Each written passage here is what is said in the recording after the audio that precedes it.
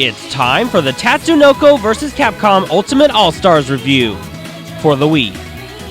This is my 100th YouTube video. Now, I was going to review this one game, but this was one of my most requested titles to review, so I'm reviewing this as sort of a little gift to you guys. I hope you enjoy. Oh, and before anyone asks, this is my 100th video, not my 100th review. This is only my 65th review, and that's why you didn't see a new intro, as I only create a new intro every 25 reviews. So anyway, let's get to the game. Now, I have to admit, I have never played any Versus game before, but Frequency, you said in your Bleach Shattered Blade review that that game looked and felt like Marvel vs. Capcom, Soul Calibur 2, and Budokai 3, meaning that you've played Marvel vs. Capcom, right? Wrong! I never said I played Marvel vs. Capcom, but I have seen hours of gameplay from watching other people play it, and from that I got a good sense of what to expect if I ever did play a Versus title, including Tatsunoko vs. Capcom, and I was right. The gameplay of this game is basically what I expected. This game features characters from Capcom, which I'm sure everyone knows at least one character, and from the Japanese animation company Tatsunoko Production, which I'm sure the majority of Americans don't know anything about them until this game.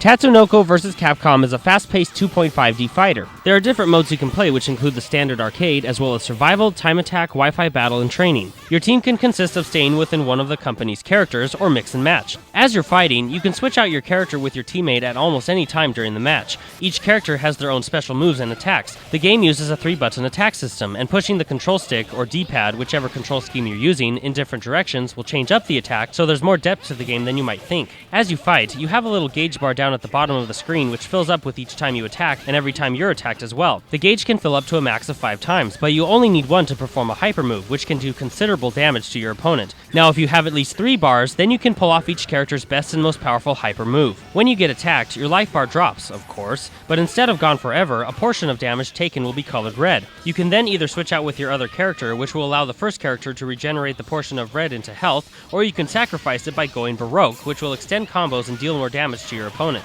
The graphics are fantastic. This is definitely one of the most colorful games for the Wii. The cel-shaded visuals makes everything look very flashy and exciting. The controls are great as well. Now, I would be lying if I said that they were easy to get used to in the beginning. It did take me a while to figure them out, but you have to understand, I did not have a playing manual with this game. Gamefly doesn't send them out, and the online tutorials sucked, so I had to struggle through it in the training section, which actually can be quite confusing, but I eventually figured it out. The basic principles for fighting with each character are generally the same, but it was still pretty frustrating without the manual. This game supports 5 control schemes: the Wiimote, the Wiimote Nunchuck Combo, the GameCube controller, the Classic controller, and even third-party arcade sticks. Thank you, Wikipedia. Overall, I found the Wiimote Nunchuck Combo works the best for me. When you play and or complete arcade mode, or basically any other mode, you are rewarded with Zenny, which you can use to purchase new content like new outfits and movies. Like I said before, there's an online mode, and look at this! There's no lag! It's so beautiful!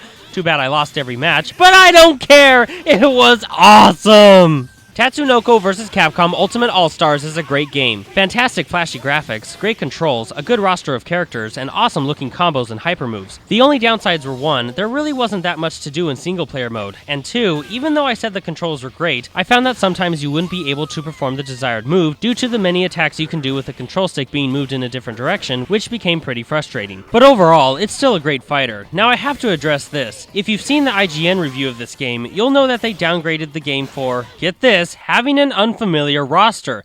That is the stupidest demerit I have ever seen. An unknown roster? Seriously? They demoted it because of that.